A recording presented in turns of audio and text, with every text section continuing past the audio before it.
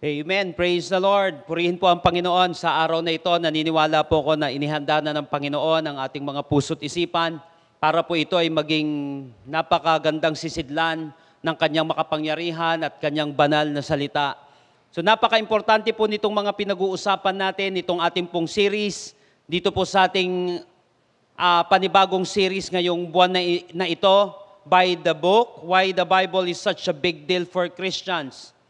So dito po pinag-uusapan natin yung kung bakit ba tayo ganito ka-agresibo o bakit ba tayo ganito ka-devoted or ka-committed pagdating sa salita ng ating Panginoon. So right now tayo po ay nasa third installment dito po sa ating brand new series na ito.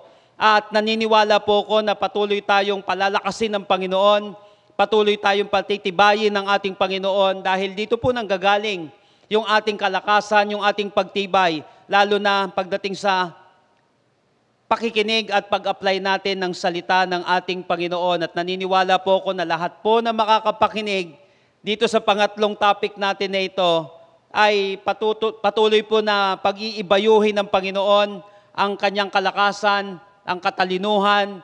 Tuturuan tayo ng Panginoon at tutulungan tayo ng Panginoon paano tayo magiging mananagumpay dito sa ating henerasyon, dito sa ating panahon, na kung saan patuloy na sinisira ng kaaway, winawasak ng kaaway, pinipigilan ng kaaway ang pag-usad nating mga mananampalataya. So if you are this person na gusto mong maging mananagumpay at patuloy kang umusad sa iyong buhay at wag na tayong matulad sa iba, naniniwala ko na napaka-importante na mensaheng ito. Sit back and relax, invite your friends na kung saan nais mo rin na makapakinig dito sa salita ng Panginoon. I-share mo itong link na ito. And I believe that after this, your life will never be the same again. So let's get started. Alam niyo po, isa po sa matinding kalaban ng mga mananampalataya ay yung tinatawag na worldliness o yung pagiging worldly. Naalala ko in 2013, tinanong si Billy Graham, the great evangelist. Tinanong siya, ano po ba ang ibig sabihin ng worldly? Lagi ko po yan naririnig sa church, pero tinuturo, pero hindi naman pinaliwanag kung ano ang ibig sabihin yan. So madalas napapakinggan po natin yan, yung pagiging makamundo, yan ang sisira ng buhay natin. Although tayo ay nasa mundo, pero wag dapat na makamundo. Ano ba ang ibig sabihin yan at ano ba nagiging epekto niyan sa ating buhay? Alam niyo po, pag sinabing worldly, it is being concerned with worldly affairs, especially to the neglect of spiritual things. Sabi po ng God Questions. Being concerned with worldly affairs. So ang concern na lang pala ng mga tao, puro worldly affairs na lang. At nilineglect niya yung mga spiritual things. Ibig sabihin lang, ganito kasimple, kapag wala ka ng time kay Lord, pag wala ka ng time sa kanyang salita, ang tawag doon ay worldly. Ngayon po, itong pag-aaralan natin ay kabaliktaran naman nito at katunog nito. Ito naman yung tinatawag na wordly. Ito namang wordly na ito, it is being concerned with spiritual affairs, especially to the Word of God. Ito yung masyadong concerned tayo dun sa spiritual affairs, especially pagdating sa pag-adhere, pagsunod, pag-aaral ng salita ng Panginoon. Ito ngayon yung pantapat sa worldliness. Ito yung pagiging worldly. Ito yung pag-adhere. Ito yung matinding commitment. Ito yung matinding devotion pagdating sa Word of God. So sa pamamagitan nito, na pagtatagumpayan natin, itong isang bagay na ito na nagwawasak, na sumisira, na nagpipigil sa paglago ng mga mananampalataya. Kapag na-overcome mo ang worldliness, maniwala ka. Uusad ang buhay mo at magiging matatag ka, mas magiging matibay ka at higit sa lahat, ikaw ay mapagtatagumpayan. But you need to be worldly. So paano ba ito? Paano ba ako magiging worldly? Paano ba ako tatatag sa aking pananampalataya? Paano ba ako lalago sa aking pananampalataya? Ganito po kasimple itong sinasabi natin na pagiging worldly. Ibig sabihin, pag sinabing worldly kasi ito ay, ibig sabihin ikaw ay makamundo. Pag sinabing worldly, ka naman, ikaw ay maka-Bible, makasalita ng ating Panginoon. So ano ba ang pagiging worldly? Kapag ikaw ay makasalita ng ating Panginoon, anong ibig sabihin nito? Paano ba ito? Ano ba maitutulong nito sa ating buhay? I want you to open your Bible with me in 1 Timothy chapter 4, verses 6 hanggang 16. 1 Timothy chapter 4, verses 6 hanggang 16. If you point these things out to the brothers and sisters, you will be a good minister of Christ Jesus, nourished on the truth of the faith and of the good teaching you have followed. 7. Have nothing to do with godless myths and old wives' tales. Rather, train yourself to be godly. For physical training is of some value, but godliness has value for all things, holding promise for both the present life and the life to come. This is a trustworthy saying that deserves full acceptance. This is why we labor and strive, because we have put our hope in the living God, who is the Savior of all people, and especially of those who believe. Command and teach these things. Don't let anyone look down on you because you are young, but set an example for the believers in speech, in conduct, in love, in faith, and in purity. Until I come, devote yourself to the public reading of Scripture, to preaching and teaching. Do not neglect your gift, which was given you through prophecy, when the body of elders laid their hands on you. Be diligent in these matters. Give yourself fully to them, so that everyone, tingnan niyo po ito, may see your progress. Watch your life and your doctrine closely. Verse 16, persevere in them, because if you do, you will save both yourself and your hearers. Sapurihin po ang Panginoon sa pagkabasa ng kanyang salita. Verse 15, sinabi dito, so that everyone may see your progress. It is the Greek word prokope. Ang ibig sabihin nito, to advance upon a way, progress, advancement, furtherance, sa makatuwid, growth. So kung mapapansin po natin, itong buong chapter 4 na ito, umpisa pa lang eh. Umpisa pa lang, pinapaiwas na siya dito sa mga deceiving spirits at demonic teachings. Doctrine of demons, yung tawag niya dito. So pinapaiwas na siya dito. So itong passage nito, itlabanan ito ng mga salita. Salita na kung saan sumisira, at salita na kung saan nagliligtas. Salita na kung saan nagsasalba, nagpapalago. Kaya nga pag sinabi dun kasi ilalayo ka daw nitong mga salitang ito. I-deceive ka daw ng mga salitang ito. Kaya sinabi sa verse 6, dun sa umpisa ng text natin, if you point these things out to brothers and sisters, you will be a good minister. Pagdating ng verse 15, so that everyone may see your progress. Be diligent in these matters. So dapat pala, ang paglago, napansin ko lang, ito ay sinasadya, at the same time, ito ay halata. Hindi natin pwedeng sabihin na, hindi malago ako eh. Pwede mo sabihin yon, pero dapat nakikita siya. Dapat visible siya. Dapat obvious siya. Kasi ito yung panlaban natin doon sa magwawasak ng buhay natin. Doon sa verse 1, sa mga demonic teachings, sa mga deceiving spirits, na kung saan sinabi din doon sa mga susunod na mga verses, ito yung mga naglayo sa ilan. Marami nang nawala na mga mananampalataya because of these words. Alam mo ba kaya maraming mga nag-backslide? Kaya maraming mga nanghina ang pananampalataya? May narinig ka lang naman ng mga deceiving na spirits deceiving words eh. Kaya ingat ka sa pinakikinggan mo. Isang maling mapakinggan mo, corrupted ka na. Mapapansin mo, bakit hindi gumagana itong taong ito? Corrupted. Bakit hindi siya nag-grow? Corrupted.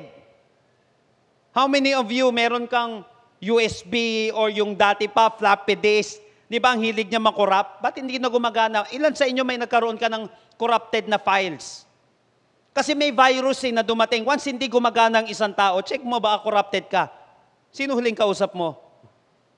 Sino huling pinakinggan mo? Kaya minsan hindi na nagwo-work ang isang tao kasi corrupted na siya ng mga bagay na ito. So ang panlalaban natin ngayon dito ay salita din na kung saan pipigil, aayos, magpapalinis sa atin. So join me in our message today entitled Wordly. Wordly. How to become a growing Christian. How to become a growing Christian. Paglago na may kinalaman sa salita ng Panginoon. Lalago ka, tandaan natin, sa pamamagitan ng seed. Di ba nire-represent ng Bible ang salita ng Panginoon as a seed, pagkain.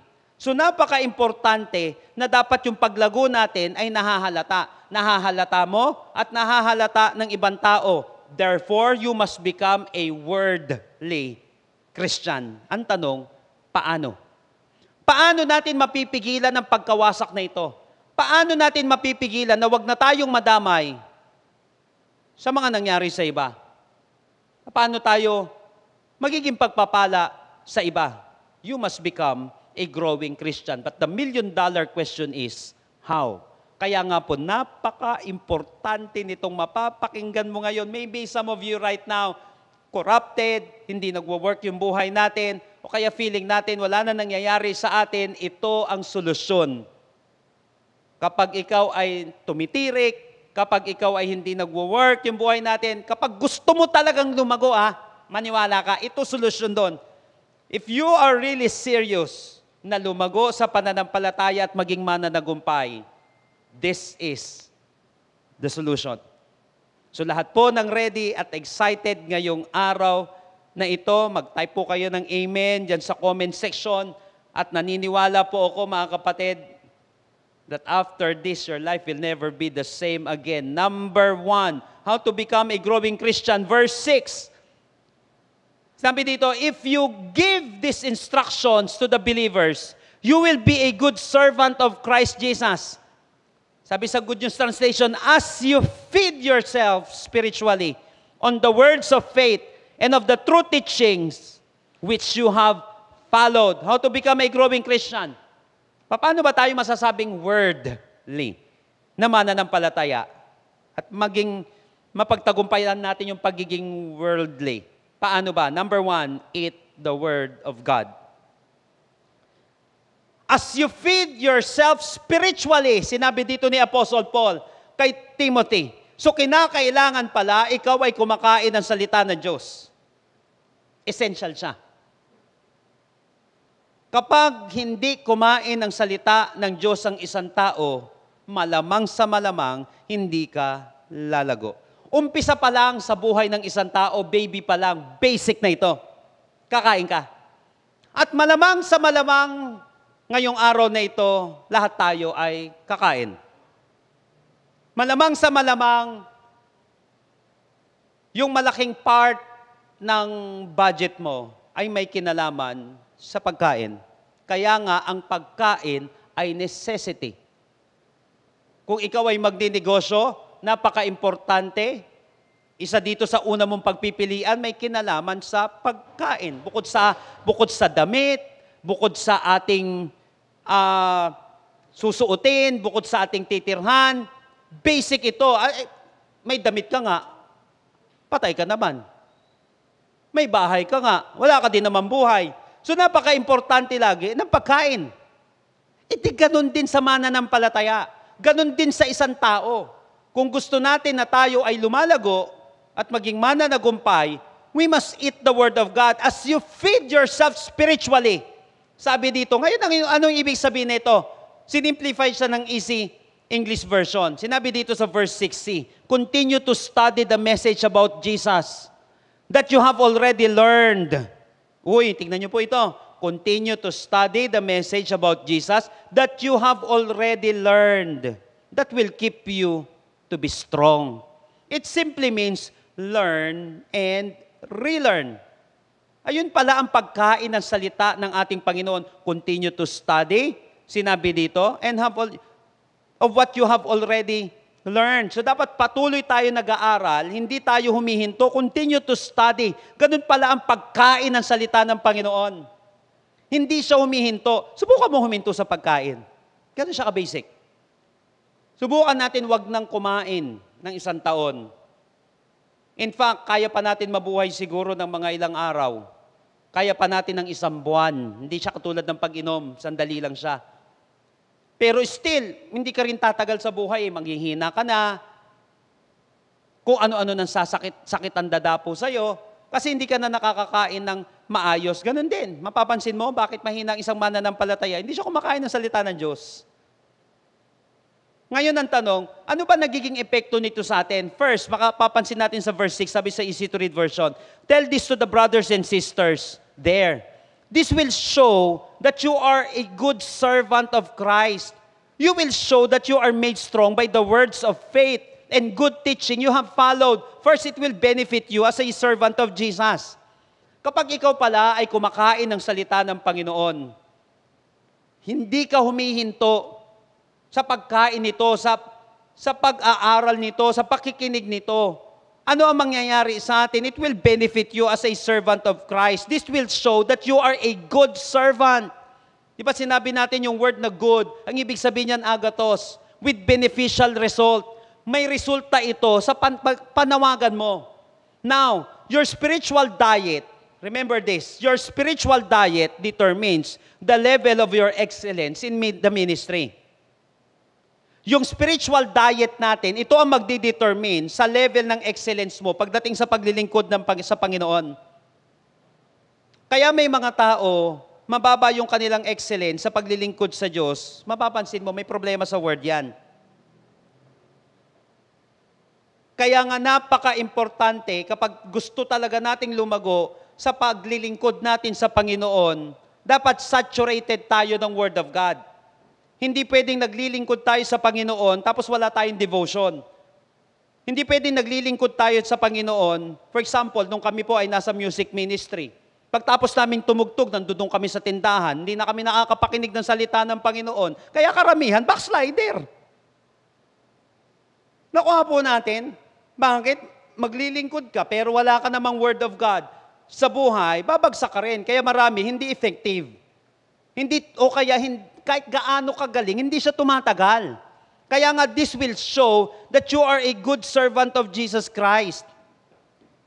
So it will benefit you as a servant of Jesus Christ. So therefore, kung gusto mong makinig ka maigi dito kung gusto mong maging mahusay at kapaki-pakinabang na lingkod ni Kristo, dapat matakaw ka sa salita ng Diyos. Dapat hayok ka sa salita ng Diyos kung gusto mo lang naman na maging mahusay at kapaki-pakinabang na lingkod ng Diyos. Dapat ang katakawan mo, salita ng Diyos. Dapat hayok ka pagdating sa salita ng Diyos. It will benefit you as a servant of Jesus Christ. Ganon ang isang tao na kumakain ng salita ng Diyos. Second, it will bring nourishment to your spiritual life. Eat the Word of God. Why? Because it will bring nourishment to your spiritual life. Tignan niyo po, verse 6. If you lay all these instructions before the brethren, you will be a worthy steward and good minister of Christ Jesus. Sabi sa Amplified, ever nourishing your own self on the truths of the faith and of the good Christian instruction which you have closely followed. Nourishing. It will bring nourishment to your spiritual life. If you want to be healthy, ang sikreto naman ng pagiging growing na Christian, maging healthy ka. Kasi hindi lalago ang hindi healthy. Ganun siya ka-basic. Hindi lalago ang hindi healthy. Matik yun. Lumalago ang mga healthy. Kapag ikaw ay totoong nourished ng salita ng Panginoon, lalago at lalago ka. So you must eat the Word of God daily. Kinakailangan kumakain tayo ng salita ng Panginoon kasi ito ang magbibigay ng nourishment. Magbi-benefit ito sa atin personally. Ito yung sinabi ni Jeremiah. Jeremiah, sinabi niya dito, your words are what sustains me. They are the food, verse 16. Your words are what sustains me. They are food to my hungry soul. They are food to my hungry soul. Ito daw yung pagkain sa gutom nating kaluluwa. Ito daw yung nagsusustain sa atin. So without the Word of God, hindi ka masusustain. Babagsak ka lang. Na-imagine nyo na po, alam nyo, dati, nung, I think 1990s ba, yung nagkaroon ng matinding lindol, bumagsak yung Hyatt building sa Baguio City. So maraming mga nakulong doon, ilang araw, 3 araw, 4 na araw, na silang nakulong doon sa bumagsak na building na iyon. Alam mo po, maraming yung nagkwento na mga nakaligtas doon, ultimo damit nila, kinakain na nila eh. Halos yung laman na nila, kakainin na nila, mabuhay lang sila eh. Napansin natin, napaka-importante ng pagkain, ito magsusustain sa atin. Kaya nga mamaya, tiyak yan, kakain ka ulit eh. Bakit ka kumakain? Huwag ka nang kumain.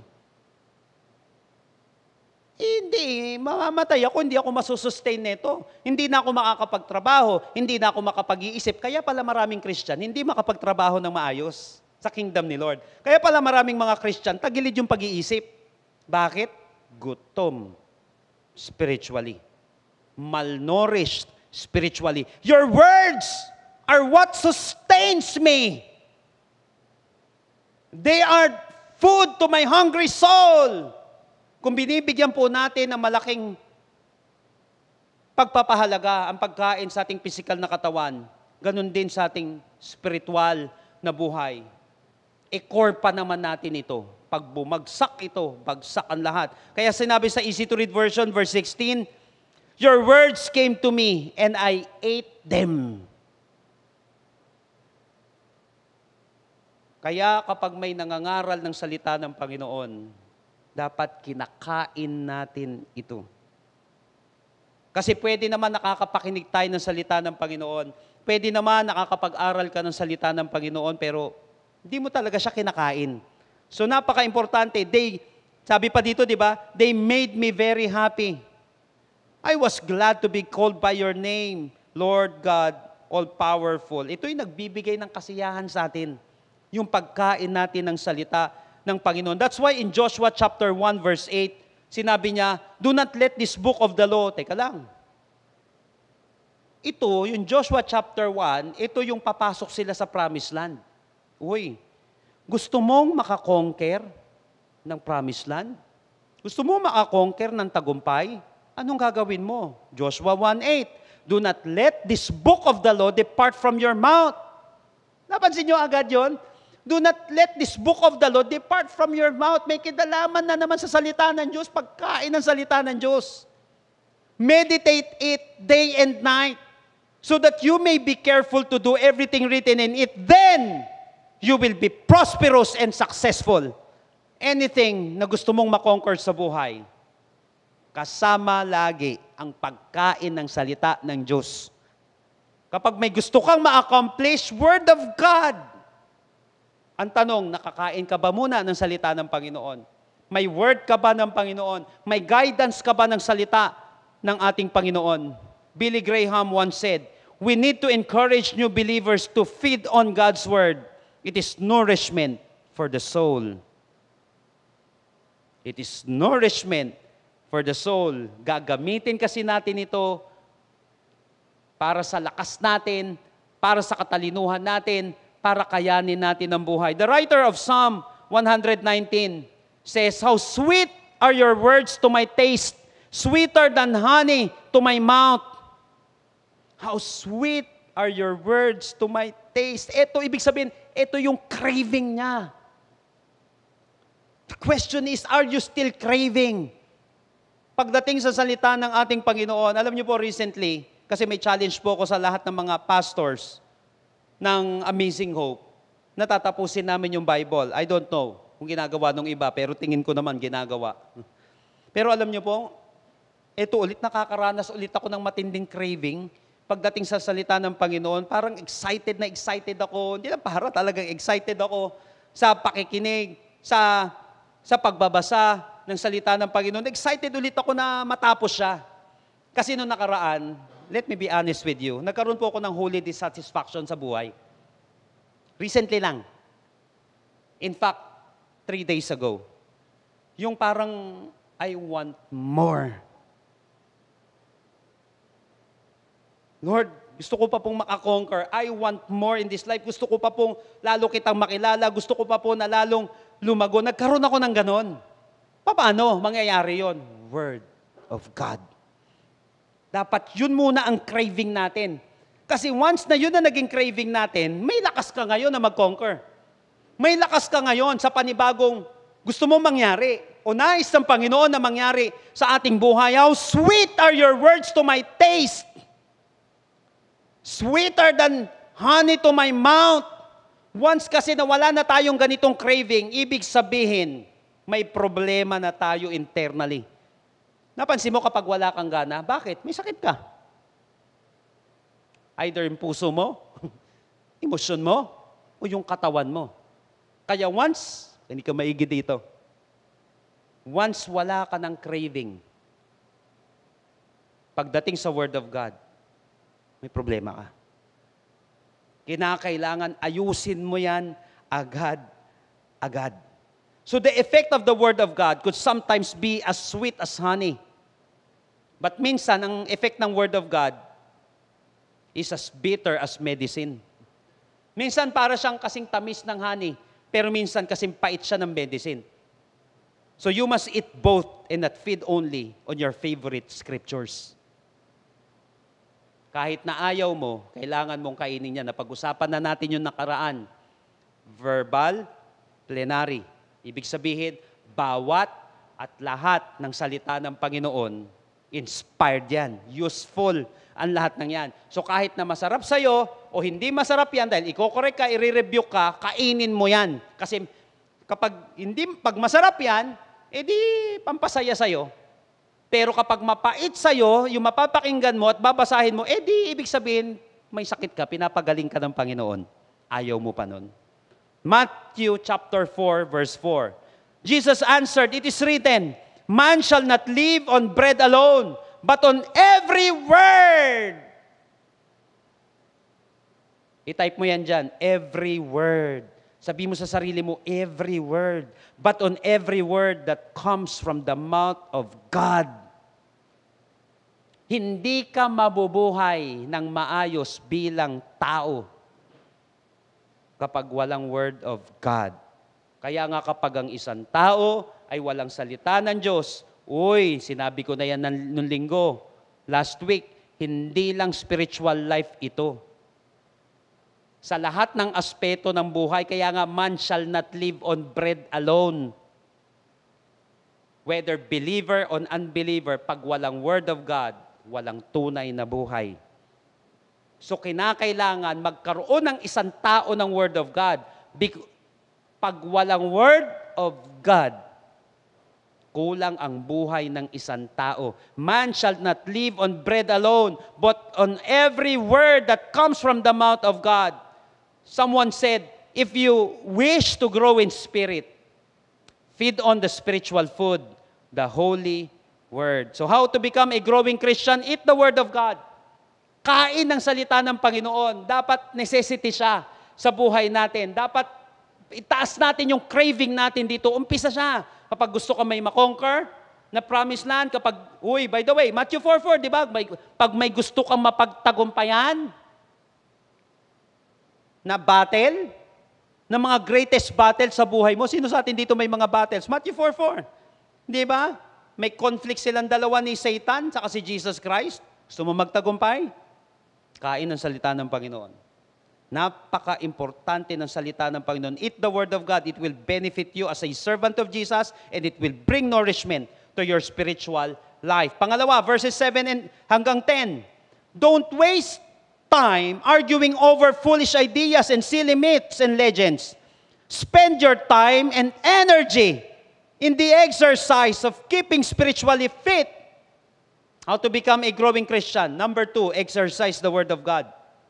Una, eat the Word of God. Pangalawa, exercise the Word of God, verses 7 hanggang 10. Don't waste your time. Tignan nyo to. Don't waste your time arguing over foolish ideas and silly myths and legends. Spend your time and energy in exercise of keeping spiritually fit. So alam niyo po, in the culture of that day, superstition and gossip were rampant. Yung mga kasabihan, yung mga chismis, hindi lang sa panahon natin yan, noon pa yan. So today, ang tawag natin dyan ay superstitious myth or superstitious belief. Ang tawag din dyan ay old wives' tales. Ibig sabihin na ipasa-pasa ng mga kasabihan. So ito yung sinasabi ni Apostle Paul dito. Of course, these are false teachings and traditions. These stories and sayings have no basis in Scripture. In fact, itong sinasabi dito, hindi naman lahat ng kwento masama eh. Hindi naman lahat ng kasabihan masama. So ang sinasabi dito, they contradict the Word of God. Lahat ng kasabihan, lahat ng kwento na nagko-contradict, lahat ng mga quotable quotes, lahat ng mga naipapasa ng mga nakasanayan na ng mga kasabihan na naipasa sa atin, pero nagko-contradict sa salita ng Panginoon. Ito yung sinasabi na wag mong ubusin yung oras mo dito. Kaya sinabi sa easy to read version in verse 7, people tell silly stories that don't agree with God's truth. Lahat na nagko-contradict, lahat ng hindi nag-a-agree sa salita ng Panginoon, reject it. Wag ubusin yung oras. Don't follow what these stories teach. Kaya sinasabi ni Apostle Paul na huwag itong mga ito ang pinagbubuhusan mo ng lakas mo at oras mo. Once na binuhos mo yung lakas mo at oras mo, isa ka na balang araw sa mga tatalikod at mawawala. So may kinalaman yung focus mo sa magiging direksyon ng buhay mo. So if you want to become a growing Christian, you must exercise. You must practice the Word of God. So napaka-importante, yung kinain natin, yung pinag-aralan natin, ini-exercise natin siya. Gusto natin lumago eh. Gusto natin maging mananagumpay. The question is, ini-exercise pa natin siya. Kasi, mahirap po yung kain lang ng kain. Subukan po natin, kain tayo ng kain, tapos hindi tayo nag-burn ng calories natin. Anong mangyayari sa atin? Magiging unhealthy tayo. Kahit na masarap pa,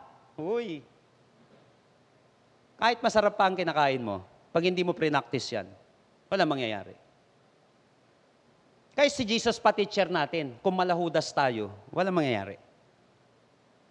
Kahit pastor mo, kahit yung pinakamagaling na preacher na yung pastor mo, o napapakinggan mo, kapag hindi mo in-exercise, pre-practice, ang napakinggan mo, hindi ka magiging malago at mananagumpay na Kristiyano. Now, Paul mentions the value, dalawang bagay, of training physically or physical fitness, and then moves on to contrast with the value of godliness or spiritual fitness. First, bodily exercise has earthly benefits. Sinabi niya dito. Di ba? Verse 8, pansinin niyo po, bodily exercise is all right, sinabi ni Apostle Paul. But spiritual exercise is much more important and is a tonic for all you do. So exercise yourself spiritually and practice being a better Christian. Practice being a better Christian because that will help you not only now in this life, but in the next life too. So Paul did not ask Timothy to choose between the two. Wala siyang sinabi dito na, hindi, dapat ang gagawin mo, yung godliness lang, yun lang i-practice mo. Hindi sinabi niya dito may tulong yon. Malaki, bodily exercise is all right. Okay lang daw yon. In fact, may value raw ang physical exercise because a strong body can be used by God. A healthy body can be used in serving God energetically. So bodily exercise has earthly benefits. Kaya lang, eto naman, binigyan niya ng contrast ito. Kasi ang problema, baka naman, puro katawan na lang natin ang iniintindi na natin. Tulog ka ng tulog, wala ka ng time sa salita ng Panginoon. Nakuha natin? Gym ka ng gym, pero wala kang spiritual gym.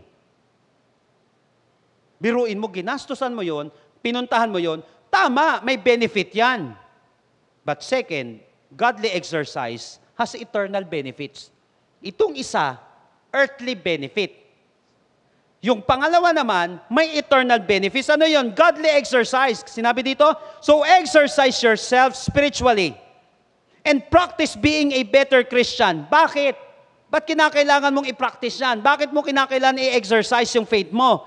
Because that will help you not only now in this life, but in the next life too. Piruin mo may eternal benefits mula dito sa mundong ito hanggang eternity. May benefit yan hanggang next life. By the way, kung gusto mo hanggang dito lang ang benefit, edi wag mo intindihin si Lord. Wag mong i-practice. Pero pag gusto mo, nagbe-benefit sa'yo ngayon at sa habang panahon, kailangan natin ng godly exercise. Kasi may eternal benefit siya. It promises life for the future. It speaks about eternity in heaven. So dito kinompare ni Apostle Paul yung physical training ng athlete with spiritual training for godliness. Tama, exercise tayo.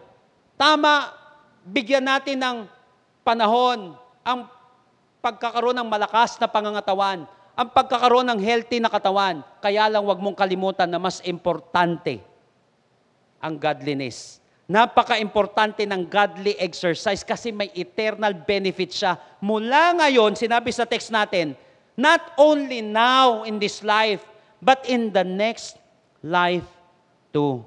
So bodily exercise benefits us not only during this life, but godly exercise, remember, is profitable now and for eternity. Ganito niya tinuloy ito, verses 9 and 10. Basahin ko po sa Tagalog. Totoo ang kasabihang ito. Uy, teka lang. May kasabihan kanina na kasinungalingan. Old wives' tales.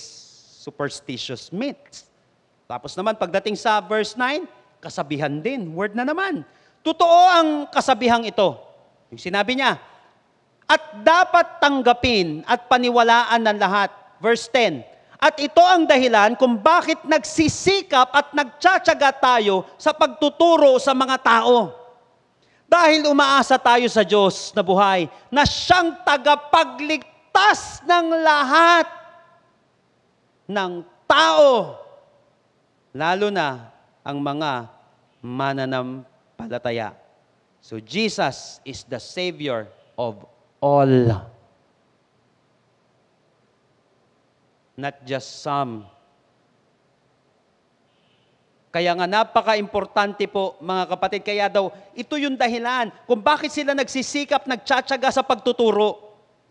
Napaka-importante ng pag-exercise ng salita ng ating Panginoon. Someone said, don't measure your spiritual life by how much you know the Word of God, but rather by how much you live it. Huwag mo daw sukatin yung spiritual life mo sa dami ng alam mo na salita ng Panginoon. Okay yon. Kaya lang si Satanas din naman ang daming alam. May mga demonic teachings nga, di ba? Balik tayo, verse 1 and 2. Napansin natin, kaya hindi lahat na nangangaral ng salita ng Diyos, hindi lahat ng pa-verse-verse, ay okay. It's either malademonyo o Christ-like, yung taong yon. So don't measure your spiritual life by how much you know the Word of God, but rather by how much you live it. Kaya sinabi sa James chapter 1 verse 22, but don't just listen to God's Word. You must do what it says, otherwise you are only fooling yourself. Huwag ka lang daw makikinig ng salita ng Panginoon. Kapag ganito lang ang ginawa mo, niloloko mo lang daw ang sarili mo. Sabi ni James, kapag nakikinig ka lang ng salita ng Panginoon, binobola mo lang ang sarili mo. Hindi lang ibang tao ang binobola natin. Binobola na natin at niloloko na natin ang sarili natin. Kaya sinabi, do what it says. Do what it says. Leonardo da Vinci once said, I have been impressed with the urgency of doing. Knowing is not enough. We must apply. Be willing is not enough. We must do. Mas impressed daw siya sa urgency ng paggawa. Knowing is not enough. Ang dami nga natin alam, hindi naman natin in-apply. Willing nga tayo, hindi naman natin ginawa. So how to become a growing Christian? Exercise the Word of God. Dito nagiging malakas, dito lumalago ang isang tao. The moment na kumain tayo ng salita ng Panginoon, at the moment na prinactice natin at in-exercise natin, yung mga paunti-unting natututuhan natin, dyan ka na lumalago. Bodily exercise has earthly benefits, but godly exercise has eternal benefits. Last but not the least. Verses 11 hanggang 15. Verse 11, sinabi dito, command and teach these things. Naku, kompleto Ricardos to. How to become a growing Christian? Pangatlo, exhort the Word of God. Kaya sinabi sa verse 11, command and teach these things. Exhort means strongly encourage. Urge someone to do something. At sinabi ni Apostle Paul kay Pastor Timothy, na kanyang disciple, command and teach these things. Hindi ka lang kakain. Hindi mo lang siya ipapractice. Exhort the Word of God. Strongly encourage. Huwag ka matatakot. Urge someone to do something. Persuade mo yung isang tao. Gumawa ka ng paraan para sila din ay ginagawa ito. First, paano ba mag-exhort ng Word of God? Ito maganda dito. Tingnan niyo po. Verse 12. Don't let anyone, di ba sinabi niya, command and teach these things. Ang tanong, paano? Kagabi po, nag-start ako ng panibago kong klase about art of public speaking. So, paano ka nagiging persuasive? At paano tayo nagiging effective? At the same time, pwede kang persuasive pero di naman effective. Dun sa pagsasalita, paano? So alam niyo po, napaka-importante nito. Verse 12. Don't let anyone look down on you because you are young, but set an example for the believers in speech, in conduct, in love, in faith, and in purity. First, exhort the Word of God skillfully. Hindi lang niya sinabi dito, magsalita ka. Hindi ganun. Hindi naman lahat effective eh. Hindi naman lahat pinaniniwalaan. Uy, hindi naman lahat pinakikinggan. But it takes skill. Exhort the Word of God skillfully. Hindi lang basta salita ng salita. Alam niyo po, dun sa pinag-aralan namin kagabi, 95% daw ng expert sa kanilang field. Magagaling ha, walang kakayahan na mag-communicate nung kanilang tagumpay. Kaya nga hindi lahat ng magaling kaya magturo. Kaya nga, magaling ka na, matagumpay ka na, kaya mo pang ituro, magdodoble-doble na ngayon yung tagumpay mo. Kasi na-communicate mo yung expertise mo eh. But majority, in fact 95% ng expert, hindi nila kayang ituro. Hindi nila naipapasa. Walang natututo. Kaya nga may mga researchers na lang. Pero kung sana magaling magturo yung matagumpay, panalo. Nakuha po natin, ba't hindi kasi ganun kadali? Paano tayo mag-exhort ng Word of God? Exhort the Word of God skillfully. Ngayon, ang tanong, paano? First, be confident. Kaya sinabi niya dito, don't let anyone look down on you because you are young. Napaka-importante ng confidence. So, dapat dine-develop natin yung confidence natin every time na nag-exhort tayo. Hindi pwedeng mahiyain. Hindi pwedeng ikinahihiya ang salita ng Panginoon. Kailangan i-develop mo yung sarili mo. Whether you are extrovert or introvert, still inutusan tayo na mag-communicate. Inutusan tayo na mag-exhort ng salita ng Panginoon. Paano? I-hone mo yung skill mo. Paano ba hino-hone yung skill sa pag-exhort ng Word of God? Be confident. Ibig sabihin, don't be arrogant, but be unshakable with your calling. Kaya nga po, batang-bata pa po ko, when I was 17 years old, nung ako po ay na-train mag-Bible study, sinabi ko nga po, ang unang mga members ko, mga magulang, 8 na nanay. So ano ba naman? Sino ba naman ako ganong edad para turuan ko itong mga seasoned na mga nanay na ito? Simple lang. Tinawag ako ni Lord. Inutusan ako ni Lord. Di sumunod ako. Be confident. Nung nag-pastor na ako, when I was 21 years old, simple lang. Huwag kang arugante. Pero dapat unshakable ka sa calling mo. Kasi sino ang susunod sa isang tao na siya mismo, parang hindi naman kapanipaniwala yung ginagawa niya. Para naman walang confidence sa ginagawa niya. So be confident at tinawag ka ng Panginoon. Saan nang galing? Anong naging lisensya mo? Ikaw ba ay licensed na preacher? Depende po. Pero ako po ay binigyan ng lisensya ni Lord. Sabi ni Lord, go and preach. Go and make disciple. Hindi may lisensya tayo ni Lord na magturo. Nakuha po natin siya. So be confident. Kung ikaw ay mananampalataya, don't let anyone look down on you because you are young. Be confident. Gusto mo maging skillful? Be confident. Trabahuin mo yung confidence na yan. Kaya nga, eksakto, meron po tayo na Masters in Organizational Leadership. Ito po nga yung term na ito. Pinag-aaralan po namin yung soft skills na tinatawag.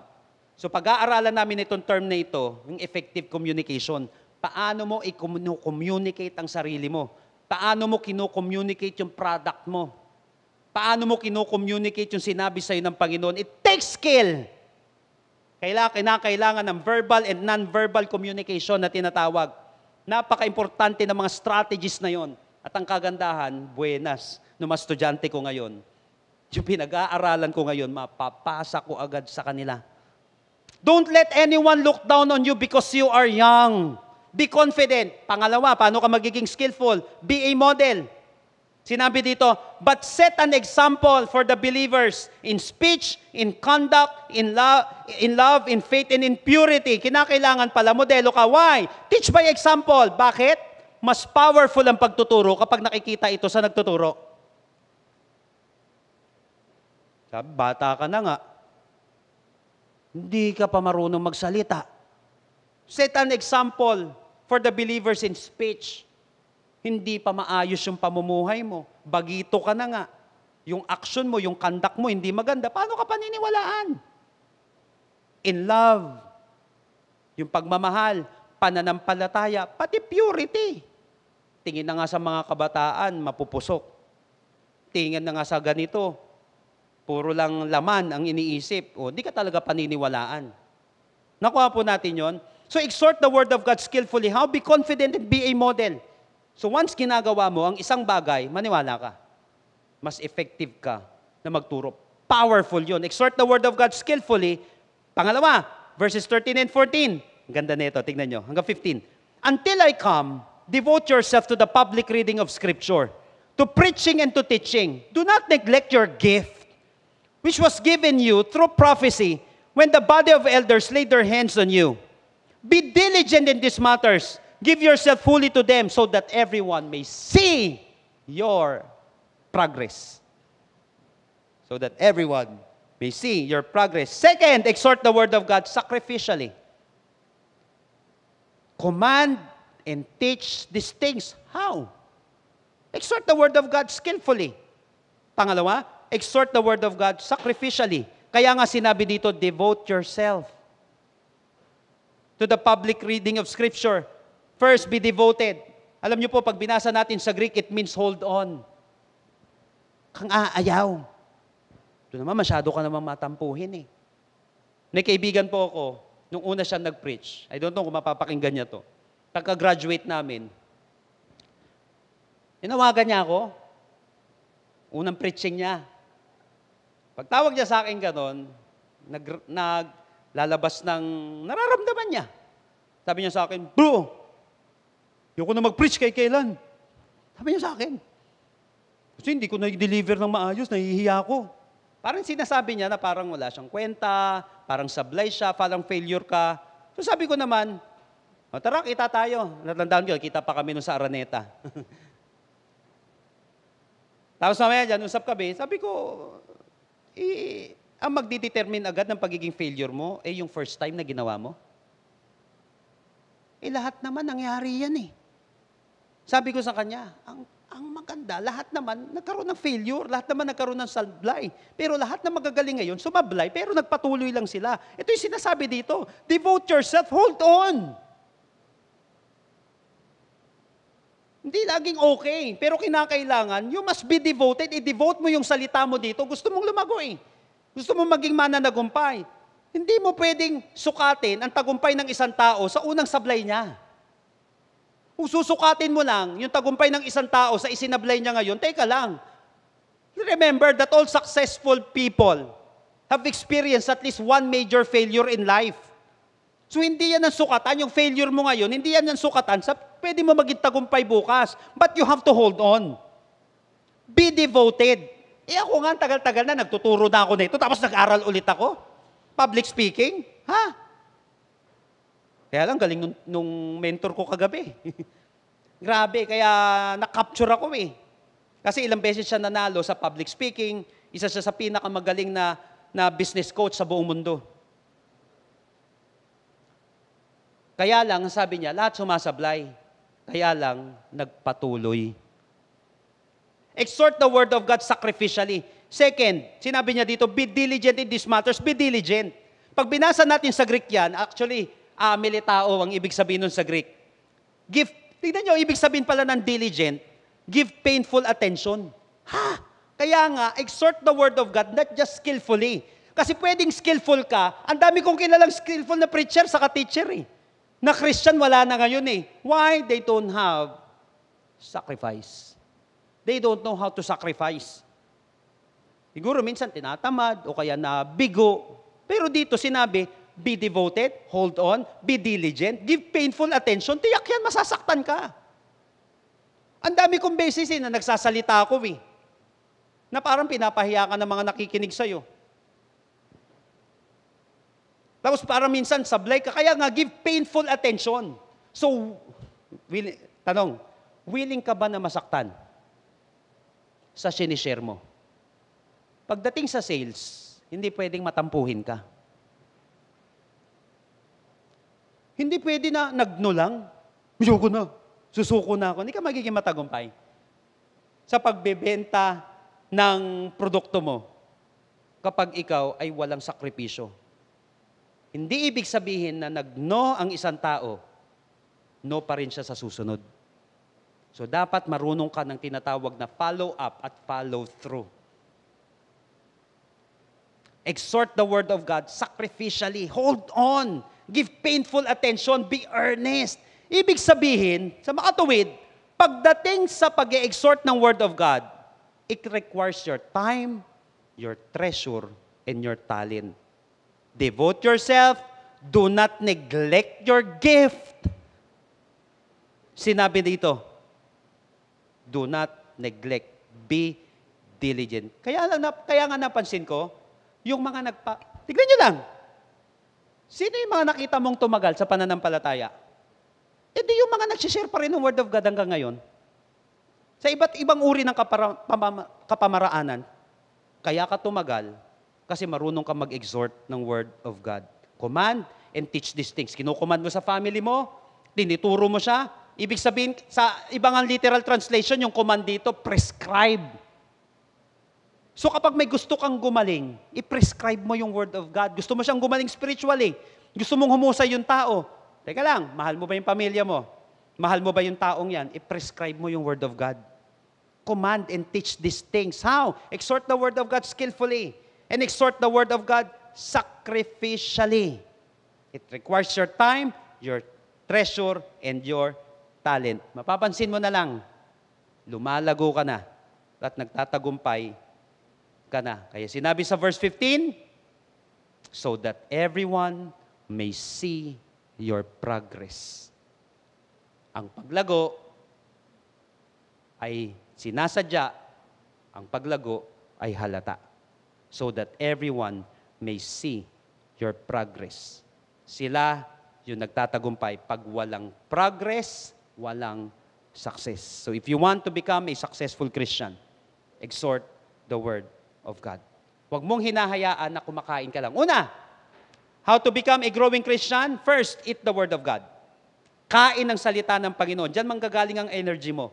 Diyan manggagaling ang faith mo. Diyan manggagaling ang power mo. Magbe-benefit ka dito bilang mananampalataya, bilang lingkod ng Panginoon. Kasi halata daw na masarap ang kinakain mo pag magaling ang paglilingkod na ginagawa mo. It will bring nourishment to your spiritual life. Second, yung kinain mo, exercise mo. Bakit? Pag hindi mo siya in-exercise, minsan yung kinain mo, yun pa magdudulot ng karamdaman sa'yo. Hindi ko sinabing masama ang salita ng Diyos. Ang sinabi ko, masama pag hindi mo siya in-apply. Kasi baka maging yabang na lang siya.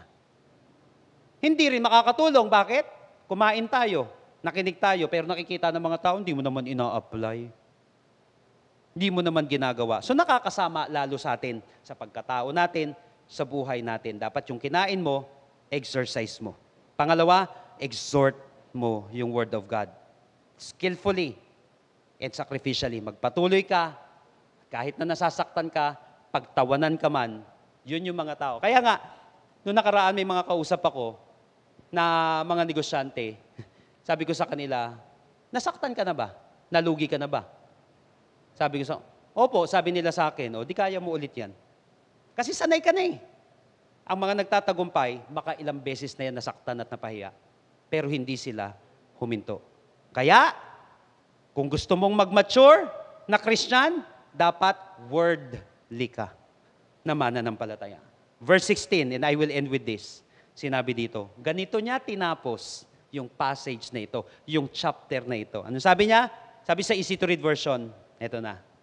Be careful in your life and in your teaching. Continue to live and teach rightly. Then, you will save yourself. Tignan niyo po ito. Then, you will save yourself and those who listen to your teaching. Sa makatuwid, apektado tayo at ang ibang tao pagdating sa maturity natin. Yung maturity natin, naaapektuhan tayo at ibang tao. Kaya immaturity kills. It kills relationship. It kills life. It kills dreams. It damages people. It damages your own self. Kaya hindi pwedeng hindi lumalago ang isang tao. Be careful in your life and in your teaching. Continue to live and teach rightly. Then you will save both yourself and those who listen to your teaching. Malaki ang effect ng maturity natin pagdating sa personal natin buhay at sa ibang tao. Kaya sinabi sa NIV, watch your life and your doctrine closely. Persevere in them, because if you do, you will save both yourself and your hearer. So yung pamumuhay natin, yung itinuturo natin, yan ang magsasalba sa atin at sa mga nakikinig sa atin. Recently, actually 2 times ko na napanood ito. May nagkataon nga lang, pagdating ko sa bahay, pinapanood ulit nila sa bahay. Ito yung culinary na pelikula, yung palabas sa Netflix, yung Hunger. Ganda nito pagdating sa discipleship, kinalaman sa luto-luto. Si Hunger, si Chef Paul, yung master nila doon eh. One time, nag-serve siya sa isang pamilya. Lalaki, yung tatay, nanay, saka yung anak. Tapos nadi-discourage na yung tatay, nawala na siya ng pag-asa. So ginamit niya itong napakagaling na chef dun sa kanilang lugar para kitilin yung buhay ng pamilya niya. Kasi nawawala na siya ng pag-asa eh. So ang ginawa niya, pinahanda niya yung magaling na chef ng pagkain na bawal sa kanila, na bawal sa pamilya. Yung may allergy, yung pamilya niya. Mamaya dyan, dahil magaling nga na chef, ang magaling na chef, tinatanong, pinag-aaralan yung kakain ng niluluto niya. So na-discern nun chef, nalaman niya na may allergy pala itong mga ito. Bigla niyang binago. Kung ano yung laman ng kitchen o dala-dala nila, bigla niyang binago yung soup yata yun. At bigla niya lang binago, pinagalitan niya yung mga tao niya. Sa tagumpay, hindi lang sarili mo eh, tinitignan mo rin yung taong kakain eh. Kaya lang, ito matindi. So nakaligtas, hindi namatay yung buong pamilya. Hindi nagtagumpay yung plano ng isang hopeless na tatay. Ang ginawa niya, binaril niya yung anak niya saka yung asawa niya, pati yung sarili niya. Dahil ang paniniwala niya siguro, yun na lang ang kapamaraanan para mahinto. Yung problemang kanyang pinagdadaanan. Biruin mo, what a stupid and selfish na tao. So napansin ko lang, kaya nga, watch your life and your doctrine closely. Persevere in them because if you do, you will save both yourself and your hearers. Apektado ng immaturity natin, ang sarili natin, at ang ibang tao. Remember that unguarded life is super destructive. Pag hindi mo binantayan yung buhay na yan, sisira yan ang sarili mo at ng ibang tao. So let Jesus save you. Let Jesus guide you. Huwag mong hahayaan, kapatid, na pangunahan ka ng emosyon mo at sarili mo. Ang isang unguarded na buhay, madalas nabubundol, madalas napapahamak. Let God guide you. Let God guide you. Ikaw at ang Panginoon ngayong oras na ito, kapatid. Maybe if you're this person right now na di-discourage ka at hindi mo alam ang gagawin mo. Pag hindi mo alam ang gagawin mo, kapatid, maigi pa isipin mo muna kung ano magiging resulta niyan. Maybe some of you right now, nasa unguarded moment ka ng buhay mo. Maybe some of you right now, nalilito ka. At kung ano na ang pumapasok sa isip mo ngayong araw na ito, huwag mong hayaan, kapatid, na ma-damage yan. Ang buhay mo, ang future mo, ang pangarap mo, ang pananampalataya mo, maging ang mga tao sa paligid mo, dawit lahat. Let Jesus guide you. Let Him be the shepherd of your soul. Let Him save you right now sa pinagdadaanan mo ngayon. Kapatid, naisip ko lang, dun nga sa kwento ko sa inyo kanina, nawawalan na siya ng pag-asa. Ang tingin niya, yun na ang kapamaraanan. Minsan yung paraan natin, kapatid, o madalas yung paraan natin, yun ang wawasak sa buhay natin. Ba't hayaan mo, kapatid, yung kapamaraanan ng Panginoon? Always remember this. O sige na, sarili niya na lang. Ang kitilin niya, buhay niya. Ba't nadamay niya pa yung bata? Ba't nadamay niya pa yung ibang tao? Tingin niya, walang magandang mangyayari sa buhay ng batang yon. Tandaan mo, kapatid, hindi lang ikaw ang Savior. If you're not dead, you're not done. Kaya nga kahit na mukhang hopeless tayo, pag si Jesus at nasa buhay natin, hanggat may buhay tayo, lagi may pag-asa. So ikaw, na kung saan nawawalan ka ng pag-asa sa buhay, but still you are alive. You are still breathing. Nakakakilos ka pa, kapatid. Don't give up. Don't lose hope. Huwag mong ilagay sa kamay mo, kapatid, ang desisyon. Ibigay mo sa Panginoon yung buhay na yan. Maniwala ka, kapatid. Magkakaroon ka muli ng pag-asa. Damay ka na. Damay pa yung mga tao sa paligid mo. At masasabi nila, buti na lang. Sinuko ng taong ito yung buhay niya kay Lord. At si Lord ang nangunguna sa buhay niya. If you are this person right now, you want to surrender everything to God, lahat ng pinag-iisipan mo ngayon, lahat ng hopelessness mo ngayon, lahat ng mga kapaguran mo ngayon, lahat ng mga toxicity sa iyong puso't isipan ngayon, if you want to surrender everything to the Lord, if you want to be saved by God, give your life to Jesus. Mananalangin tayo ngayong oras na ito, but make it your personal prayer. At sinabi ng Panginoon, sino mang lumapit sa Kanya, hindi niya itatakwil. Yet to those who receive Him, to those who believe His name, He gave them the right to become children of God. Magkakaroon ka muli ng buhay. Buhay na ganap at kasaya-saya. John 10:10. Pray this prayer with me right now, and I believe that after this, your life will never be the same again. Tell it to Jesus right now, Lord Jesus, Lord Jesus, come into my life. come into my life. I surrender my heart to you. I surrender my heart to you. I admit that I'm a sinner, I admit that I'm a sinner, but I believe that you are my Savior. but I believe that you are my Savior. Starting today, Starting today, be the Lord of my life. be the Lord of my life. Save me. Save me. In Jesus' name, In Jesus' name, Amen. amen. Sa iyo na nanalangin ngayong araw na ito,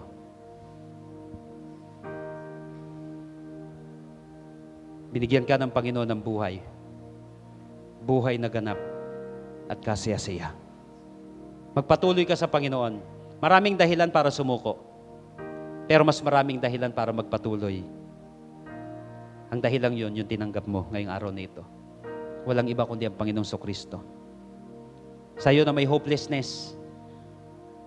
Sa iyo na gustong magpatuloy sa ating Panginoon. Sa iyo na gustong makabangon. Sa iyo na gusto mong masalba ang sarili mo sa kinasasadlakan mo ngayon. Maging ng mga tao sa paligid mo. Lumapit ka sa Panginoon ngayong araw na ito. Ikaw at ang Panginoon ngayong oras na ito. Kausapin mo si Lord. Surrender everything to Jesus right now. I will give you a few seconds right now. Just talk to the Lord. Honestly. Just talk to Him. With all of your heart right now. Just talk to your Savior right now. Don't give up. Don't give up your life. Don't give up your family. Don't give up your faith. Don't give up your ministry. If you're not dead, God's not done. Watch your life. Be careful in your life. Watch your life in your doctrine, yung pinaniniwalaan mo, yung iniisip mo. Baka yan na magpahamak sa atin. Palitan mo yan ng tama, kapatid. Persevere in them. Because if you do, you will save both yourself and your hearers. You will save both yourself and your family. You will save both yourself and the people around you. Let the Word of God reign, rule your heart, your mind, your life. Don't give up.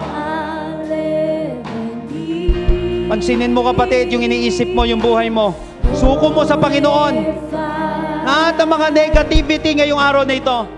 Lahat ng mga demonic teachings, deceiving spirits, right now, I rebuke it in the name of Jesus. I rebuke every spirit of death right now. I rebuke every demonic teaching, demonic words, Lord, na kumalat sa isip ng taong ito. Sa pangalan ng Panginoong Hesus. Lahat ng mga dinidemonyong isipan, I speak for freedom in Jesus' name. Lahat ng tinutulak ng kaaway para kitilin ang kanyang buhay, para sirain yung buhay ng ibang tao, I rebuke it right now in the name of Jesus. I speak for freedom. Freedom in the name of Jesus. Let the Word of God dwell in you richly right now. Surrender everything to God. Surrender everything to Jesus. Renounce every word. Renounce every demonic spirit.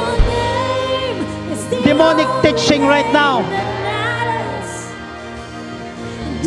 Sa lahat ng mga nag-overthink ngayon negatively,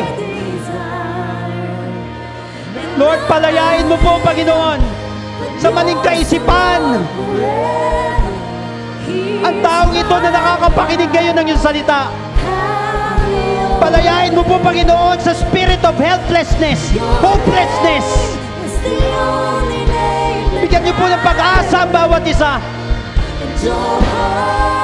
Turuan mo po kami, Panginoon, na magbantay sa aming iniisip, sa aming pinaniniwalaan, sa aming pamumuhay. Isalba mo po sa kapahamakan ang buhay ng bawat isa. Isalba mo po sa kapahamakan yung mga taong nakakasama namin. Sa pangalan ng Panginoong Hesus, bigyan niyo po ng kapayapaan ang bawat isa.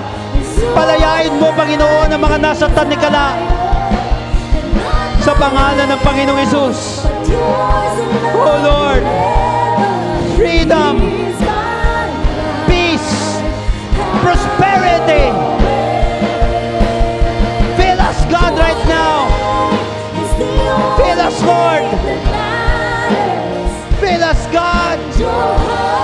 Palayaan mo po yung salita mong manguna sa amin. Lahat ng mga bumubulong, bulong ng kaaway, bulong ng kawalan ng pag-asa, bulong ng pagsuko, bulong ng depression, lahat ng salitang yan ay winawasak namin sa pangalan ng Panginoong Hesus. May mga lingkod ng Panginoon na bumabangon. May mga tao ngayon, may mga mananampalataya na muling makakabangon sa pangalan ng Panginoong Hesus. Palayain mo po ang bawat isa sa amin sa pangalan ng Panginoong Hesus. Freedom. Freedom. In the name of Jesus. Here's my life. Have your way. Have your way, O God.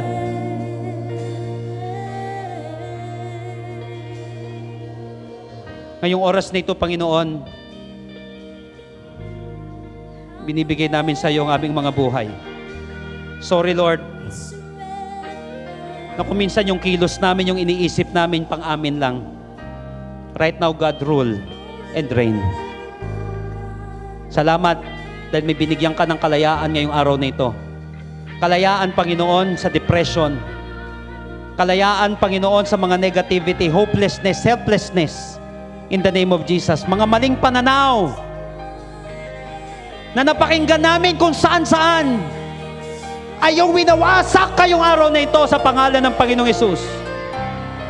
Mga salita na naitanim ng demonyo sa puso't isipan ng bawat isa, tinatanggal mo, Panginoon. This demonic seeds right now, uproot this right now in the name of Jesus. Bunutin mo po ito, Panginoon, sa pangalan ng Panginoong Hesus. I speak, God, for healing. Lord, we surrender everything. Takbo ng isip namin, tibok ng puso namin, Panginoon, ay amin pong isinusuko sa iyo ngayong araw na ito. Brothers and sisters, before I will leave this platform, be reminded, the Bible said, be careful in your life. Watch your life and your doctrine closely.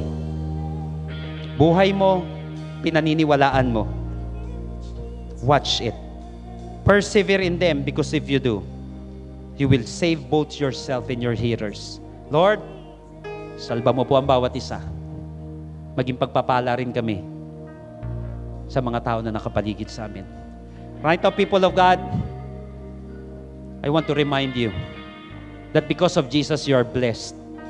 And you are not liability. Huwag mong paniniwalaan yung sinasabi sa'yo ng kaaway. You are an amazing person because of God. You are an asset and not a liability. Don't give up. Hanggat hindi pa nag-give up sa'yo si Lord. Mahal ka ni Jesus, kapatid. Selyuhan natin ang lahat ng ating napakinggan. Huwag na muling makapaminsala yung mga salitang ito. Well, pwedeng maisip, pero madaling ma-rebuke. Dahil hindi na siya tatanggapin ng sistema mo sa iyong buhay.